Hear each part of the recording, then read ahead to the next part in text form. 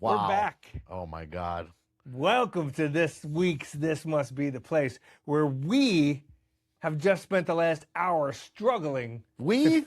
I have just spent the last hour struggling to figure out Riverside, which is a new podcast streaming platform that we're using for remote podcast content creation. And we don't want to fuck it up on the first go-round with a guest next week. We have a very special guest next week. So this week, we're giving it the old tester. So the old college try. If everything is screwed up, don't blame me because I tried. Blame Andrew for his apathy. This must be the place. Yeah, this must be the place. Ain't no time to waste.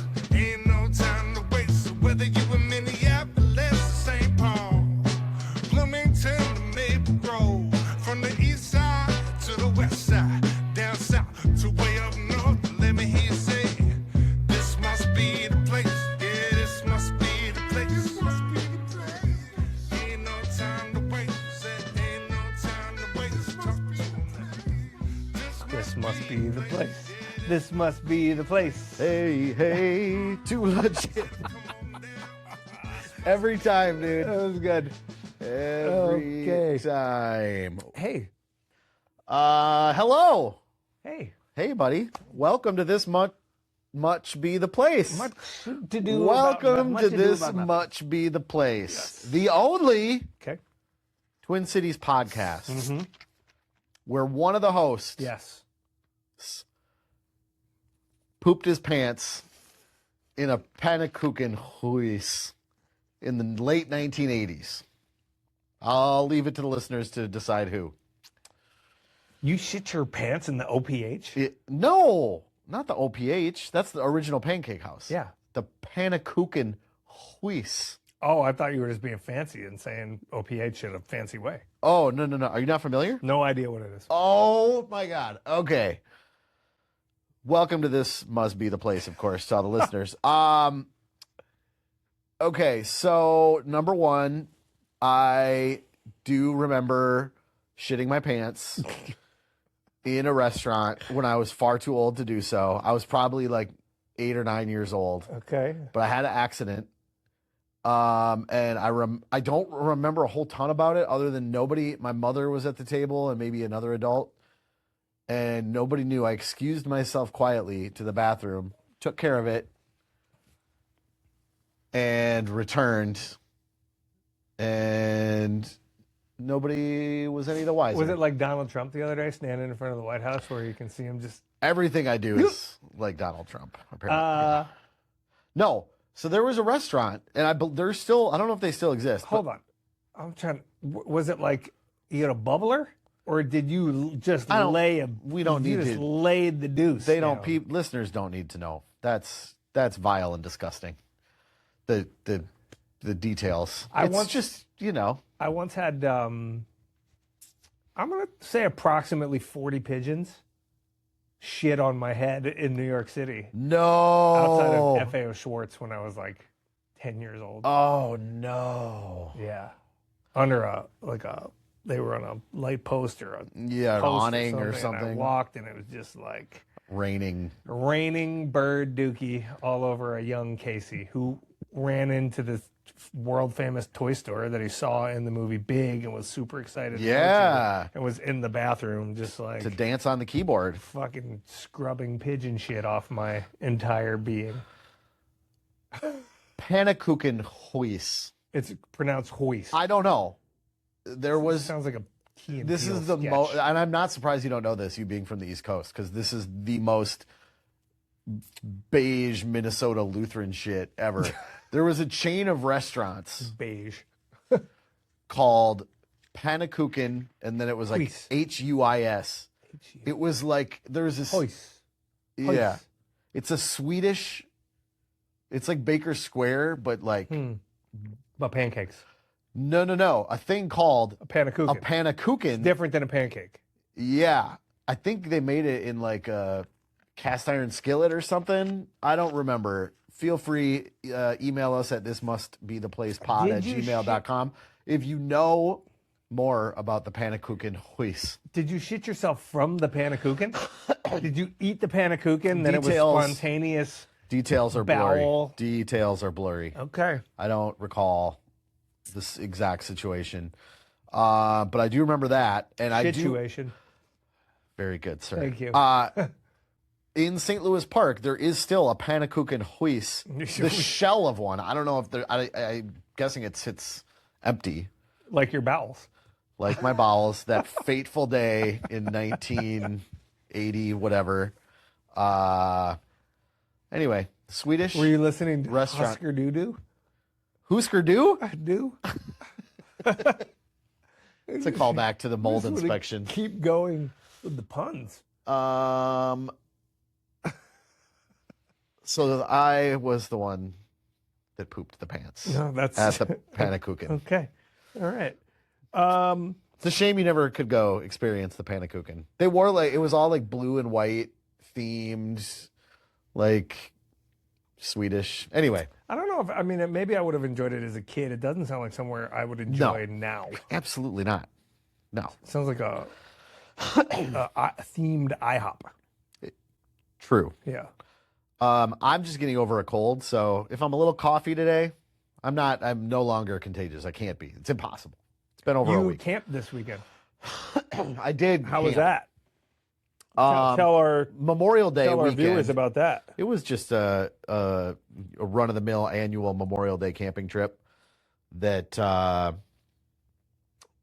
we take every year with my family and friends and extended family, and we rent a big group site, and we rent a camper because we're bougie like that, and we grill food and eat food and campfires and bonfires and s'mores and lawn games, and it's a hoot. A hoot. Yeah, it's a hoot. Sounds relaxing a little bit. It was relaxing. Just got to, to get away. read. I like a good read. Good read? I like a good sit and a good read. That was your whole. Was it? It's Memorial Day weekend, technically. The weekend before. Yeah. That was your whole weekend. That was my whole weekend. Nice. What about you? I didn't do a lot, man. I sat around the house. Did some yard work. Oh, Cut some trees down in a fence line between my neighbor's fence and my fence. Lots of buckthorn. Scratched the hell out of myself. Just like jabbed me all over. It kind of hurt a lot for the next couple days. And did nothing, which felt really bizarre on a weekend, given our general workload on a weekend. yeah. But it was nice. Got a couple runs in. Did I mention I started running last year? And I gotta rack couple my runs brain in. to come up with an answer to I that. bought a new pair of running shoes. Oh, that's cool. Yeah. I had about 400 miles on my old pair. They were not feeling as bouncy as they once felt, so I got a new pair. Shout out TC Running, formerly Run and Fun. And yeah, just hung out, man. It was pretty chill. Sounds good. Yeah. Well, we're back. We are back, and we're talking about Diamond Lake today. And now, this must be the place presents Neighborhood Watch. We're talking about Diamond Lake. Some would say like a little slice of suburban oasis inside the city corridor. Yeah. Yeah. That tracks with my thinking. Yeah. What do you got about Diamond Lake? Should we do our for consistency's sake? Should we start with you? Got to stop that shit. I can't. Do you help need it. some water? Can I get you some water? I have water over there, that but it's doesn't- too far away. Okay. Diamond Lake, as per niche.com. Yeah. A plus. A plus. A plus. I'm going to get that water. A plus overall neighborhood. Based on a resounding 6 reviews. You know what they say? People generally hop on the internet to bitch about things. They do. And they only review stuff when they hate it or when they're hounded by real estate professionals to leave a positive review. But maybe that just means people are so thrilled with Diamond Lake that they don't even want to go online and review it. Yeah, maybe they don't want the word to get out. Yeah. A plus. And that comes with a B ranking for public schools. I don't know about all that. I don't know about that either. An A- for housing. It's A, good for families. An A, good for nightlife. How is that? What kind of nightlife is in... Now, that might be the dumbest shit I've ever heard in my life. An A for nightlife? Speak on it. What kind of nightlife? Well, maybe for... night swimming in Lake Nokomis? Or Diamond Lake? Is that nightlife? Okay. Yeah, I guess. Long strolls in the evening? Is that nightlife? Maybe for... The party at the Carbonis? What do you call the animals that are up all night and sleep during the day? Raccoons. No. The kind of animal. Nocturnal. Yes. Maybe it refers to nocturnal animals. Maybe. Not much nightlife. Nuh-uh. It's a lot of single-family homes. It's very neighborhoody. Yeah. I mean, the Twin Cities in general shuts down at like 10-ish, unless you're in one of the happening. It's a good time to play tennis. I mean, it's a good time to go to Wimbledon. I'm not familiar. Damn it, I messed up that joke. What time does Sean Connery go to Wimbledon? 10-ish. Oh, gotcha. That's the best joke I've ever heard in my whole life. It's like I would have never got there from how you said nope, it. Nobody would have. To begin with. The way my brain works compared to how fast I talk makes no sense. Okay, what do you think the population of Diamond Lake is? 5,140. 6,000. Ooh. And 51. Okay. How on earth did Battle Creek have 25,000 people, yet Diamond Lake has 6,051? And we double sourced that one. Yeah, we did. Median home value? We got to be in the fives. Nope. 450. A little bit higher. 475. A little bit lower. 468. Okay. They get real specific here. 468, $858. You don't have to cover that up. I ain't cheating. Yeah. Okay. Median rent? $2,000. Close enough. 2,100. Okay. Okay. Percent of own to rent? Oh, we got to be like 90 own. You got it. 91. Okay. Very, very close. Okay. It's vastly different than the city of Minneapolis as a whole, because what we haven't established yet is that Diamond Lake is a proper neighborhood within the city of Minneapolis. Yeah, so give us the boundaries. I don't know the boundaries. You really don't know the boundaries? But I'm going to guess. Okay, guess away. Because I guessed correctly with Lyndhurst. You did. 35W to the west. Yes. Crosstown to the south. Yes. What's the crosstown for people not in the know? Highway 62, okay, baby. There we go. Cedar to the east. Yes. And Diamond Lake Road to the north. Boom. Done. That's pretty good. That's easy. Yeah. It's pretty good. Which turns into 54th, 55th? As you go east? 54th. West Diamond Lake, I think once you hit... once you get past 35W? Grant. No, because it's still West Diamond Lake Road over there. So you get up the hill. Right. Correct. And it spans pretty much from the southwest corner of Nokomis, right? Just that little slice of Nokomis is technically in Diamond Lake. It's my neighborhood, yes. And then Diamond Lake itself. Yeah. Like 98% of Lake Nokomis is somewhere else. Is between the Keewaydin neighborhood and the Winona neighborhood. Yeah.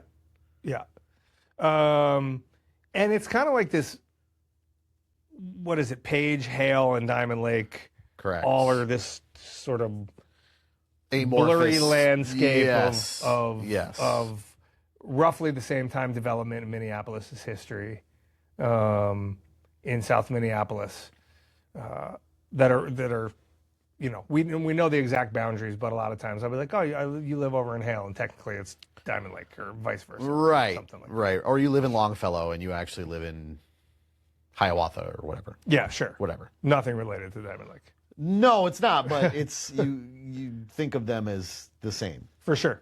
What do you got about Diamond Lake? My most hilarious thing about Diamond Lake is you go into Wikipedia there's barely anything on Wikipedia about Diamond Lake, but my favorite, I literally laughed out loud. You go into Wikipedia and it says Diamond Lake is named for the lake of the same name. The origin of the name is unknown, but it likely comes from the shape of the lake. That's good. Is Very, what very, it says. very informative. Very informative. Well, I got a bunch of stuff on I do too. Lake. Well, did you read that 71-page article that the University of Minnesota student? I did not read all of it. I read it all. I synthesized some of it. Okay. You read it all. You read 71 pages on it. I'm like, wow. Well, start up. I mean, I shouldn't have overpromised. No, I'm going to underdeliver. Now you got to remember all of it. Shit. I have the TLDR if you want. Well, I took notes as I read, so I'm only going to read the notes that I took. I'm not going to rack my brain for everything that I read, but I believe it was written by a University of Minnesota college student or something. Mm-hmm. Like in 1994? Yeah, 95, 94, 95. Yep. So it is aged, but not much has changed. No, not right. The history of Diamond Lake is the history of Diamond Lake. But not what few there are. Yeah. Although Carbones is still there. That's not Diamond Lake, bro. Mm-hmm. No, it's not. It's east of Cedar. Cedar. It's east of Cedar. But I was on Cedar. No, it's east of Cedar. You're right. I know I'm right. It's across the street. It's fine. Whatever you Diamond say. Lake adjacent. It's Diamond Lake adjacent. DLA. To be sure. Okay. What did I find out about Diamond Lake? Let me get my laptop here on my actual lap. I found many things out. I found out in the 1800s there was many lakes populating many lakes that are no longer there. Do you know the names? I wrote down Duck Lake, Mud Lake, Mother's Lake, Pearl Lake. For those listening that know where Pearl Park is within the Diamond Lake neighborhood, Pearl Park is a huge city park with tons of soccer fields and baseball fields. Used to be a lake. Used to be a freaking lake. I didn't know that. All of it. Yeah. Yeah. And then through various climatological eras and decades that changed, a lot of these lakes just freaking dried up, or they were intentionally filled, or both. There was like bogs and creeks and marshes, and it was all part of the Fort Snelling military expansion. Yes. As they were like taking land away from the Sioux and the Dakota. So, yeah. Yep, that tracks. Did you know, as we've talked about many times on this podcast, how basically Richfield was the dominant force in the area until the Great War between Minneapolis and Richfield. Diamond Lake was annexed by Minneapolis. I wrote down in 1887, everywhere north of 54th Street, a.k.a. like you were saying, Hale and Page. No. Let me finish talking. Okay, shut up. My bad. In 1887, all areas north of 54th Street, which is Hale and Page, St. Anthony, were officially annexed to the city of Minneapolis. Yes. So they became the city of Minneapolis. But what were the area before 1887? They were Richfield. See? But let me finish. Shut up. Okay. From 1887, for another 40 years, the Diamond Lake neighborhood was part of Richfield. Shut up. I will not. So it didn't become part of the city of Minneapolis until almost 1930, I was going to say. But sure, yeah, that's 40 right. years. That's 40 years. That's interesting, right?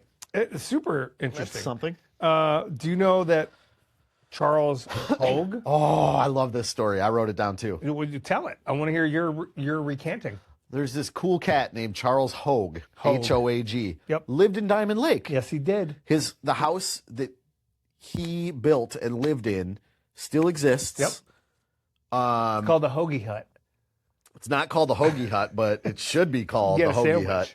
You get a sandwich. That'd be a great place for his. If we could buy his house and turn it into a sandwich shop called the Hoagie Hut and tie it into Charles Hogue's history. It's in a very residential stretch of Diamond Lake. Because he was like one of the earliest settlers. Yeah, but this dude basically named the city of Minneapolis. Minneapolis. Silent H. Yes. Oh, I'm glad we took the same things from that article, that 71-page article. Can I tell you some more about him, or do you want to tell me some more about him? You go. He was one of the city's first aldermen. Was that religious? Yeah, no, alderman is like it's like a ward captain. Oh yeah, that's right. That's right. Think about The Wire, the alderman in The Wire, right, in Baltimore. He was a member of the first city council in Minneapolis.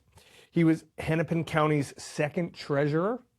Ooh. And he was the superintendent of the school system for 4 years. Do you remember, without looking, do you remember some of the other names that were up for Minneapolis? Yes. Okay, so before they named the city of Minneapolis, because of Charles Hogue, but before that, it was going to be called Albion, right? Yep. Albion. You say Albion? Albion? I say Albion. I don't know. I don't know. I mean, I don't think it's a name. What were the others? Some of the other ones? Well, now I want to look because I can't remember. All Saints. Yeah, All Saints. That's kind of a cool name, dude. Hennepin. Another, makes sense. Lowell. That dumb. sounds like Brooklyn. Wasn't Brooklyn one of them? I didn't see Brooklyn. Yeah. I saw Winona. Yes, Winona. And Addisville. I saw that. Yep. Stupid. All of them are stupid. Yeah, they're pretty stupid. And so... Do you know why he wanted to call it Minneapolis? Because mini, from the Dakota word for lakes, and Apolis from the Greek word for city. You're fucking it all up, bro. Yeah. Polis is the Greek word for city. And he combined that with Minnehaha, which is the Dakota word. Wrong. That people think means laughing water, but they're stupid because they associate haha with laughing. Yeah, mini means water in Dakota. Yeah, but Minnehaha means curling water. Yeah, but he just took mini, water, polis, city, water city. Okay. Because at the time, there were 45 lakes in New Richfield, as I like to call it. Yeah, that's good. And even if this history is not right, no, we're almost right. Dude, we're right there. And what I like about it is that the city's charter was drafted where under a tree, under an elm tree on his property. That then, like all elm trees in the Minneapolis, St. Paul metro area, died of Dutch elm disease. They cut it down, made it into a 6-foot goose statue, and that is apparently still standing on the Hoagie Hut as the mascot. The Hoagie Hut. For the sandwich shop. Anyways, I found that interesting. So did I, and that's why I wrote it down. Because this guy was at literally the crossroads of indigenous history, Fort Snelling expansion, the start and naming of Minneapolis as a city, the formation of the charter, and then early Minneapolis farming and settler life, and then what came to be like the suburbification of that neighborhood, because that's basically, it was like the first neighborhood in South Minneapolis, like Hale, Page, and Diamond Lake, the first neighborhoods in Minneapolis that really at the time required a car. So it was built around roads and alleys. Right. And garages in alleys to keep gasoline away from houses. I read that too. So I thought that was cool. Explode. That is the reason in the cities we have alleyways and alleys. Yep. And that's why we have detached garages, because when vehicles first became a thing, everybody had to keep all their oil and extra gas in their garages because there weren't all these service stations everywhere. And they were smart as hell because these things are combustible. Mm-hmm. So they were like, let's build these garages. Explosion hazards. Yeah, man. Yeah. So hence the alleys and hence the detached garages. And then after World War II, when things became safer and there became more service stations everywhere and people didn't have to keep all these combustible materials in their garage, people started attaching garages. Yeah. What do you? I mean, you know the neighborhood pretty well. I do. What do you think about the architecture? Like, what's your badass, dude? Yeah, Super cool. What's it predominantly made of? It's not. I don't think it's predominantly anything necessarily. I mean, I see It's a a lot weird of mix, right? Of like ramblers. I feel like I see a lot of bigger lots compared to when you go east Yes. or north. yeah, tree laden lots. Yeah, like you see a lot of like quarter-acre lots or Yeah. 1/5 acre Yeah. lots, where most of the other ones are like 0.14 Yeah. or something. Yeah, So you see slightly bigger lots. see more split levels too. I feel Yeah, I think that's more in Southern Diamond Lake. like. Okay. With expansion post World War Sure. II. But I see a lot of like brick colonial stuff. I see some Tudors. I see some story and a halves. Yep. I see some bungalows. Bungalows. A lot of bungalows built because it was supposed to be fashioned or formed off for like vacation life or something like that. That's exactly right. Yeah. I read that too. And I also read that, do you know the word bungalow comes from the country of India and the Bengal region Didn't know that. because of the Brits and colonization? There you go. And then it made its way to Diamond Lake. So what we're saying is our podcast should be taught in schools This is because, I mean, people don't know this. This is great knowledge. This is great. This should be stuff. curriculum. This is some tent that people. We're slinging the tent that the Yep. people want Yep. and learning about neighborhoods of Minneapolis. What? So restaurants, not many of them. Oh, dude. Fat Lorenzo's. I'm You ever eat there? Yeah, dude. I live in the neighborhood. you I mean, I like- don't live in Do Diamond you Lake, like but the I live. pizza place? Um, Do you like the name better than the pizza? I love the name. Yep. I don't want to throw too much shade because it's been in that neighborhood for ever. Is it a true Minneapolis kind of pie? Is it a No, No, it's like in more it's New York. New York right? style. Yep. Yeah, Yep. and it's not my favorite Okay. personal kind of pizza. And Okay. I'll leave it at that. Okay. 5'8". Again, not my favorite Okay. burger restaurant in Okay. the world. Okay. It very much gives like church basement vibes there. Like, Yeah. Yeah. I don't know if you frequent the 5A. No, I haven't been there I in years, don't. but I don't choose to partake. I get too many other ones that I like closer. sure. So just not something. You're a I- big Nook guy. The Nook burger Then, is you know, very Nook- good. Yeah, I'm a Nook guy. I'm a Lynette guy. Yeah. For burgers. Yeah. Well, fantastic burger. Yeah. I'm an A-side public house kind of guy. Bay Street Burger Dive is okay. Never been in any of those places.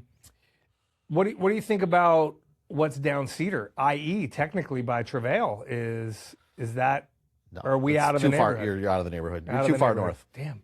So to me, Same with Carbonis. You're too far north and east. We've talked about this before, and it seems like it's like that swath of South Minneapolis as you move your way west. Yeah. It's like the quiet residential place that you go to live and have a nice home and some good nature stuff. Yeah. But like the amenities and the restaurants are all kind of north if you're going into the city, right? Like they're Yeah. Yeah, you're moving to living in and staying in Diamond Lake for the neighborhoodiness and for the green spaces and the parks and the creek right there just north of you and Lake Nokomis right there. Diamond Lake, the actual lake, is not one of the Minneapolis chain of lakes. No. Because it's like a wetland. It's Yeah. not like nobody's swimming in Yeah. Diamond Lake, right? Yeah. It's all marshy and Yeah. but it's still a great nature-filled place with tons of parks. Sure. But if you want to go places and eat places, it's a 5-minute bike ride. Yeah. You know what I mean? Like you're right there. It's just not technically officially in the neighborhood. I have a new tagline for Diamond Lake, What's that? which we haven't addressed. Okay. If you can deal with the airplane noise, Yeah. this is your dream come true. Yeah. Because the flight patterns, Yeah. Diamond Lake's a rough hang, man. Yeah. You want to. The people in Diamond Lake want to be in Diamond Lake. Yeah. because it's conversation stoppers. And we've sold houses. Even more than Tangletown. Yeah, man, more than Tangletown. We've sold houses in underflight patterns and stuff, and talked to our clients and talked to neighbors and people that we know and friends, and everybody says, "Oh, I don't even notice it anymore. You just get used to it." But until you reach that threshold, it's kind of a lot. It's a lot. It is a lot. I feel like Diamond Lake, probably maybe the Winona neighborhood in Diamond Lake, and then maybe Wyndham might have the worst air. Even more than Tangletown? Tangletown's right higher. there. Tangletown, you're just a little bit further northwest, Yeah. so maybe you're just taking off. But you're up the hill. Yeah, So that brings yeah. 300 feet closer to the plane. It's That's what I said to my to my clients last year who purchased on Minnehaha, and I was like, "Don't worry about the planes. When you get down the hill, you won't even hear them because you're 100 feet further away." It wasn't true. well, you got sometimes you got to sell the sizzle, I think not they the steak. knew it wasn't true. Yeah. When we pulled up a Google satellite image of their house. Yeah. And it was just like the perfect, looked like a model airplane in the image right over their house. It looked like the old HBO opening from the 80s with the model town. It was pretty funny that it captured it right there. I don't get the HBO reference, but point taken. No, you don't remember that way back in the day? Fraggle Rock days of HBO? I didn't have HBO back then. We did. We had HBO and Prism. I don't know what that is either. Prism was another thing. I did have cable though, so I had MTV. So our guest next week, we will be talking to a lot about music videos from the 90s. Who is he again? His name is Rob Harvilla. And what does he do? He is a journalist, Yep. An author, Yep. a podcaster. Yep. He hosts a podcast called 60 Songs That Explain the 90s. Okay. And We've spoken about him before. Well, I have BoomTimes. many times on BoomTimes. And I've read his book. I own his book. Yep. So we're going to talk to him about music. Yep. Talk to him about Minneapolis, Twin Cities, all that stuff. Okay. Well, I mean, there's not much more. Diamond Lake. No. Do you want to get to maybe like a mailbag? Yeah. First time we've. I'm not really ready had a for mailbag. this, so let's do it. So we've been getting some more people Emailing us. This must be the place pod at gmail.com. Say it again. This must be the place pod at gmail.com. We welcome all sorts of things. We welcome just random thoughts. We welcome suggestions for future podcasts, suggestions for neighborhoods, BoomTimes. We welcome criticism of how Do we we? do. We do. I welcome it. You do because you are better about shrugging stuff off. No. I will internalize it and hate myself for a week. Well, we welcome it. Okay. Because that would make for a fun podcast too, seeing you Seeing me be just, all self-conscious just and in your not being feelings able about to stuff. sleep at night because somebody says I talk I was weird. gonna do a BoomTimes, but someone said that my British invasion bands were stupid. And so we got an email from Leroy P. Romage III. Can I guess how to spell his last name? Yeah. R Yep. O Yep. M Yep. A Yeah. G Yeah. E. Yes. Nailed it. Yes. Leroy. Yep. And this was after the last episode on Battle Creek. And he says, waterfront 2-story with a deck and dock. And by dock, I mean living in foam-mouthed Battle Creek sounds like it'll give you Swamp Thing dong. Thank you, Leroy, for the visual. Happy day to you, gents. You make humans want to live in Minnesota. Loved the last pod, made me feel all Mayfesty. So I stayed up, and while all the ghosts played trombone, I watched the T-Wolves get turned inside out by the Spurs in Game 2. My heart pounds for you both as you traverse the stages of grief. Oh, Though yeah. the 6th stage Dabbed Casey is going through must not be resurrection.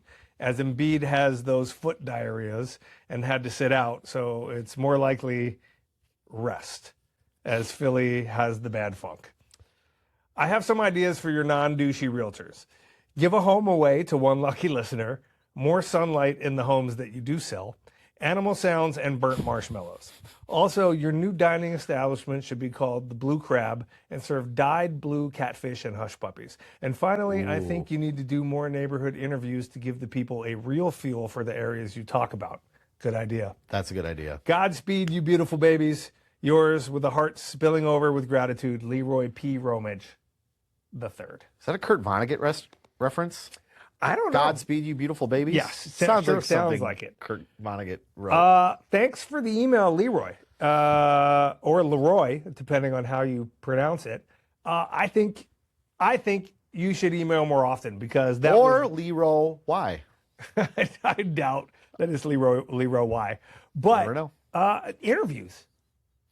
Interviews and more sunlight in the houses that we sell. Two things that we can control. So I think we should do that. I totally agree. What do you think about giving a house away? We talked about this at a recent open house we hosted, right? Like it's like a European thing they do sometimes. Yeah. So here's like a gimmick. Here's the thing. Explain it to me because I can't remember. So we've been toying around with the idea of throwing a blowout party once a year. Pick our best listing, blow it out, party time. I mean, party. Like real party, like they do in other major metros. DJ, like to the point where I said, so I was like, Casey, what do we budget for that? Like $2,000? And he laughed in my face. Yeah, and I'm thinking more like 20. I'm thinking more like 10 to start because you got to have DJs. You got to have I want to take it back to some Grammy parties that I went to. Like we need the dopest DJs. We need gift bags and swag. We need food trucks. We need just to set the atmosphere and the vibe that doesn't happen in this city. And it's like client appreciation and broker appreciation and maybe some listener appreciation. And we just blow it out, right? And in that party structure, apparently some other places charge tickets prices to go to the party, right? We're going to make the party fucking amazing for everybody. We're going to charge people, let's say, $1,000 a ticket. I'm not saying this is how we would do it. This is how they do it in these other places. Mm-hmm. And they're going to sell 500 tickets. And the house is worth $500,000. That's the value it was going to go on the market for. And then one of the people that purchased the tickets, there's a raffle at the party, they win the house.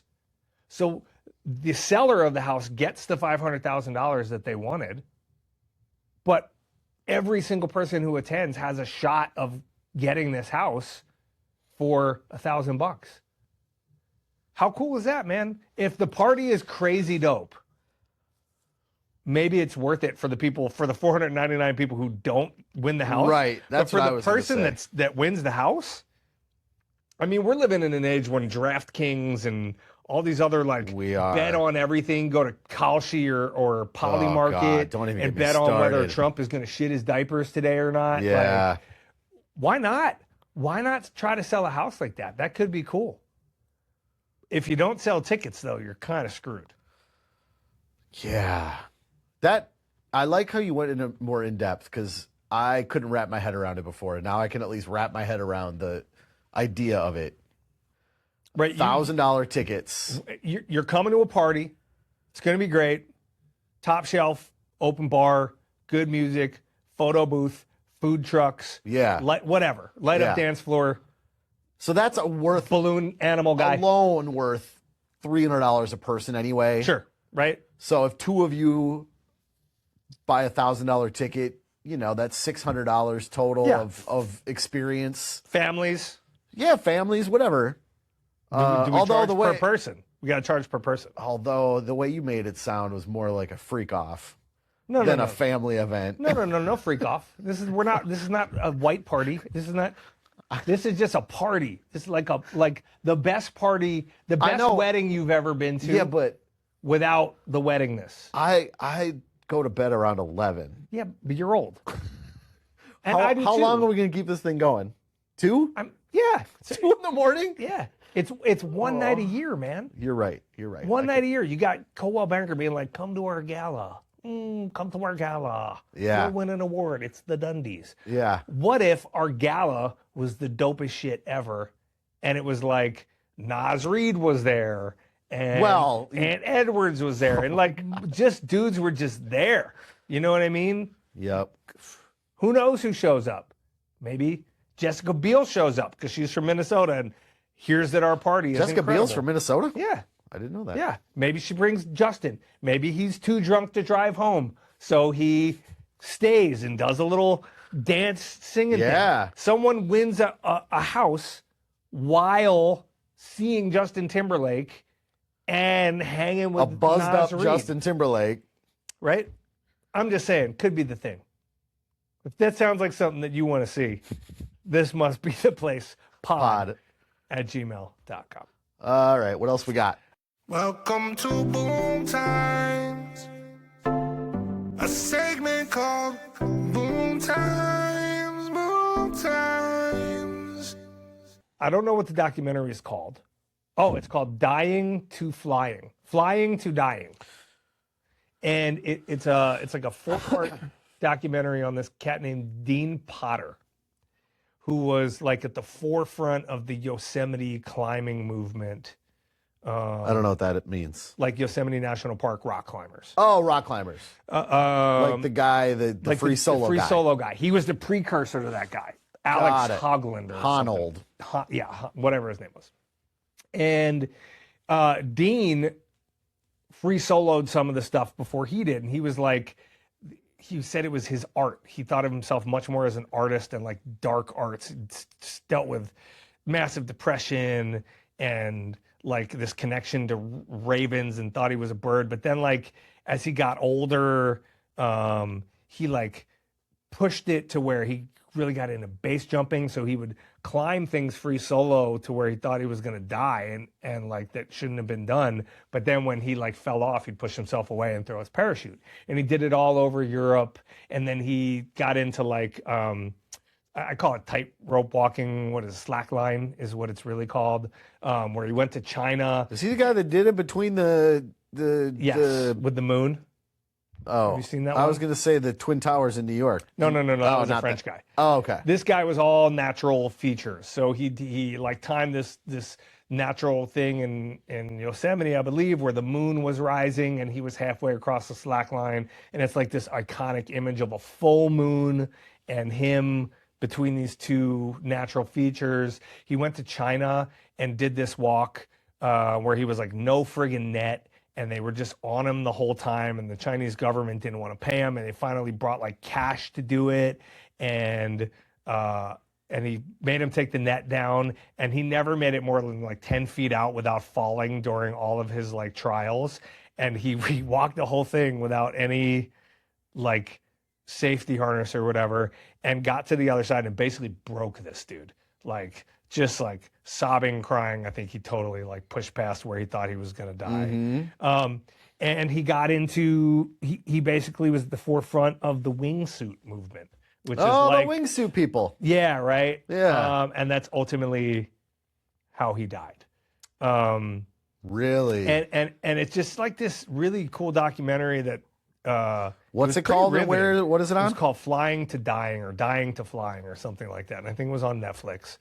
And it was really good, man. He was a really charismatic, really dark figure that had an incredibly interesting life. Yeah. And did the craziest shit, man. Had some mental health stuff, possibly. And had it documented the whole like time. Video? Like all of it. Every climb, everything. He had this crew following him around full time of these like friends who like rode with him, like ride or die, who ultimately he became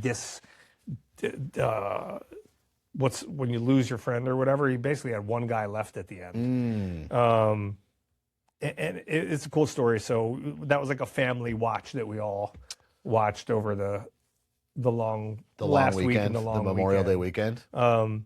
So yeah, just if you're looking for a family doc to watch and Well, that kind of that's stuff. super interesting. Yeah. Because I watched Free Solo with my daughter a couple months ago, and the whole time we were like, Nope. Like So- watching him, like my palms were sweating.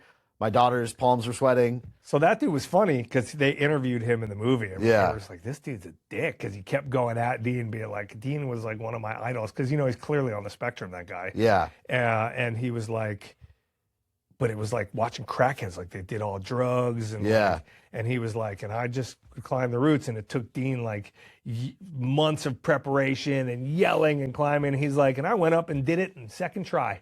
It's just that easy. And he's like, you want me to do it? I'll do it. You want to shoot it and film a, like, Dean's greatest accomplishment? He's like, filmed a commercial for like Apple or like Squarespace or something. He's like, I'll just do it over and over again. You get the shots that you want, free soloed. But he took some of Dean's roots and ultimately free soloed the whole face of El Cap, where Dean had only ever climbed half of it, traversed down, and then free soloed the top. And there was this big rivalry for years and years and years until Dean was like 40-some and realized that this kid was like the future. And great. Yeah. So Interesting. yeah. All right. BoomTimes. What's your BoomTimes? I don't have much this week. There's a show, an easily digestible show, digestible in terms of short episodes and short season. Sure. Called This Is a Gardening Show. Okay. On Netflix. Okay. It's essentially A gardening show? Zach Galifianakis, who I freaking love. I have a soft spot for Zach Galifianakis. Yeah. His comedy, his humor, Yeah. his wit, his style, whatever. I don't know. Rubs me the right way. Yeah. And I've always thought he's super funny. Yeah. And it's basically him, like, one episode is on fungus, and one episode is on root vegetables, and one episode is on berries or whatever. And part of it is him interviewing kids. Okay. And the other part is like he travels around, and it's basically just about our food system and how important our food system is, and local food systems. It's funny. And well, it's funny because he's hilarious, Yeah. and then he's talking to kids, and Yeah. he's like, you know, making funny jokes with them. And Good he makes family watch? Oh my God, yeah. And each okay. episode's only like 16 minutes. Okay. And you learn a lot about the importance of farming. Okay. And it's also super entertaining and super hilarious. Nice. And 2 thumbs up. Okay. What else do I got? I got hit in the mouth with a Frisbee when I was playing a lawn game, while I was camping, got a fat lip. That's not BoomTimes. That's not BoomTimes. Oh, we got the WNBA. Lynx are Coming back? We have a brand new team. Yeah. Yeah, like half the team. Yeah, right? half the team's gone. We have Yeah. a bunch of new players. They're playing well. Yeah, we have a rookie. She's really good. Yeah. She came to De La Salle the other day. Oh, for real? To take some pictures for some advertising or whatever. They get a lot of Timberwolves and or other pro ball players and apparently Lynx that come because it's just like the perfect gym and it's right there. Yeah, it's right there. The city, right so. right next to downtown. Yeah.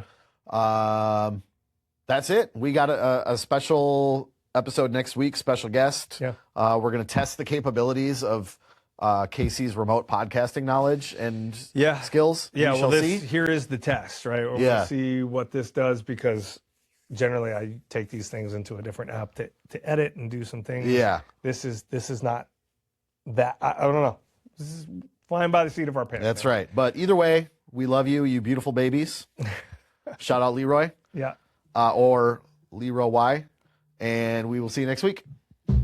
This must be the place. Yeah, this must be the place. Ain't no time to waste. Ain't no time to waste. Whether you in Minneapolis, St. Paul, Bloomington, to Maple Grove, from the east side to the west side, down south to way up north. Let me hear you say, this must be the